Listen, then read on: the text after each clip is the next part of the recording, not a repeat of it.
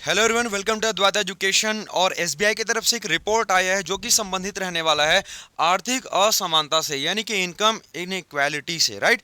अब ये जो चीज़ मैं आपको बताने वाला हूँ काफ़ी इंपॉर्टेंट टर्म्स है इकोनॉमिक्स में। जब हम पढ़ते हैं, यानी कि जब भारतीय अर्थव्यवस्था की हम यहाँ पर बातें करते हैं तो कुछ चीज़ें यहाँ पर छूट जाती है या फिर कुछ चीज़ें रहती है जिसको हम शॉर्ट में पढ़ते हैं। आइए आज हम इसका प्रैक्टिकल जो रूपांतरण है, यानी कि जो प्रैक्टिकल हमको मिला है, जो रिपोर्ट जो जारी की गई है एसबीआई के द्वारा, उसकी यहाँ पर हम बातें करेंगे।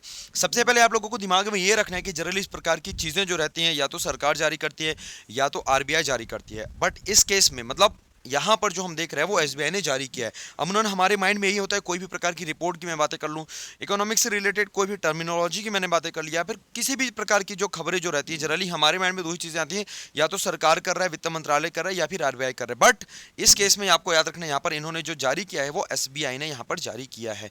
क्या होता है इनकम इनइक्वालिटीज, इसकी यहाँ पर हम बातें करते हैं। पूछा गया है, मतलब बोला गया कि डिक्लाइन हुआ है, मतलब कहीं ना कहीं यहाँ पर कम हुआ है।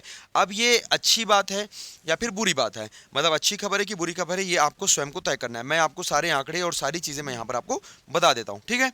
आइए स्टार्ट करते हैं। यहाँ पर बोला गया है, एसबीआई के इस रिपोर्ट में बोला गया है कि पेंडेमिक के दौरान जब हमारे यहाँ महामारी आई थी, इसी समय के बाद से ये देश में जो आर्थिक असमानता है वो थोड़ी सी घटनी स्टार्ट हुई। सीधी सी बात है सर, सबसे पहले आप समझना कि ये घट रहा है और बढ़ रहा है, इसमें सर बोलना क्या चाह रहे हो। एक सिंपल सा उदाहरण देके चलता हूँ मैं। मान लेते हैं कि पहले हमारे पास है ना, कोई भी यार आप उदाहरण ले लो, 2012 ले लो, 17 ले लो, 20 ले लो, जो भी ले लो, एक जस्ट कंपेयर कर रहे हैं हम, ठीक है। अर्लियर यानी कि पहले और अब, जैसे बोलते हैं ना कि लेटर और पहले करके, तो पहले हो सकता है मान लेते हैं कि यार ये जो अंतर था, है ना, ये मान लेते हैं कि 100 रुपये का था। 100 रुपये का मतलब ऐसा है सर, सीधी सी बात है, आर्थिक असमानता यानी कि इनकम इनइक्वालिटीज का मतलब ये होता है, एक कोई इंसान है जिसकी सैलरी मान लेते हैं 10 लाख है, और कोई एक इंसान है जिसकी सैलरी मान लेते हैं 2000 ओनली, समझना 2000। यही असमानता दिखाता है।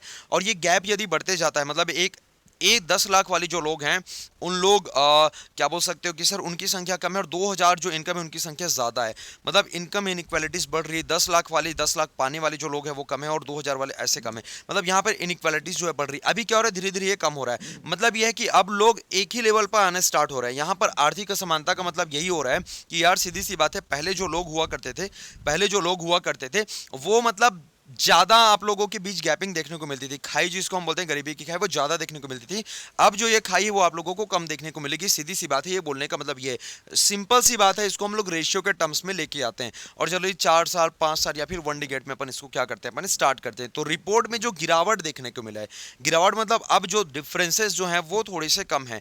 ये थोड़ा सा चिंताजनक भी और थोड़ी सी खुशी भी है। खुशी इसलिए क्योंकि भाई अब सब लोग या तो मतलब एक ही लेवल के रहेंगे, या तो गरीब रहेंगे या तो अमीर रहेंगे, तो मतलब एकदम से तो नहीं होंगे, लेकिन कहीं ना कहीं बैलेंस बनने की कोशिश करेगा। और दूसरा चिंता इसलिए क्योंकि इससे हमारा जो पर कैपिटा इनकम है या फिर देश का जो इकोनॉमिक है वो कहीं ना कहीं यहाँ पर डाउन जाएगा। तो यहाँ पर खुशी वाली बात भी और अच्छी वाली बात भी है। कुछ आंकड़े हैं जिस पर मैं थोड़ा सा नजर डालने की कोशिश करूंगा। यहाँ पर बोला गया है 2011-12 के दौरान 21.9% ये सब हुआ करता था, ठीक है ना।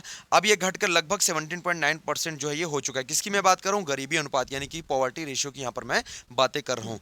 कौन जारी किया, तो याद रखना एसबीआई ग्रुप का जो चीफ इकोनॉमिक एडवाइजर होता है, जैसे इंडिया का चीफ इकोनॉमिक एडवाइजर होता है, इंडिया का भारत का प्रमुख चीफ इकोनॉमिक एडवाइजर कौन है, कमेंट करके बताना। क्योंकि मैंने कई बार अपने सेशन में बताया, जब इकोनॉमिक सर्वे आया था, है ना, आर्थिक सर्वेक्षण, उसी समय उनको अपॉइंट किया गया था, पोस्ट जो खाली था, और उसी समय जनवरी के महीने में इनको अपॉइंट किया गया था। जल्दी से आप लोग कमेंट करके बताना कि भारत के जो मुख्य आर्थिक सलाहकार हैं, चीफ इकोनॉमिक एडवाइजर कौन है, उनका नाम क्या है। बहरहाल मैं जो बातें कर रहा हूँ, ये एसबीआई के चीफ इकोनॉमिक एडवाइजर सौम्य कांति घोष, इन्होंने इस रिपोर्ट को जारी की गई है, और इस रिपोर्ट में ये सारी की सारी चीजें बताई है। साथ ही साथ यह भी बोला गया है कि राज्यों का जो इनकम होता है वो भी बढ़ा हुआ है। पहले के कंपैरिजन में कुछ राज्यों का बढ़ा है, कुछ राज्यों का कम हुआ है। इसमें यदि आप बातें कर सकते हो तो गोवा जैसे राज्य हैं वहां पर बढ़ा हुआ है, गोवा, सिक्किम एंड ऑल।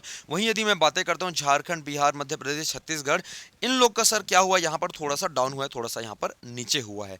तो ऐसे ही तमाम जो मुद्दे रहते हैं, जो चर्चित घटनाएं रहती हैं, जो न्यूज़ रहते हैं, जो आपके रिपोर्ट्स रहते हैं, उसके लिए हम लोग, क्योंकि चूंकि ये क्या होता है ना कि समय समय पर हम लाते हैं, तो आप लोगों को भी पता नहीं चलता सर कब आए, कब सर पढ़ा के चले गए।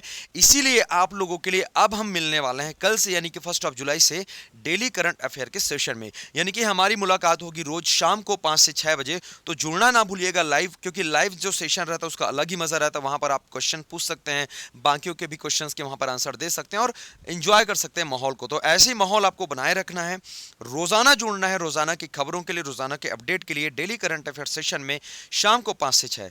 Thank you so much, take care, bye bye, जय हिंद।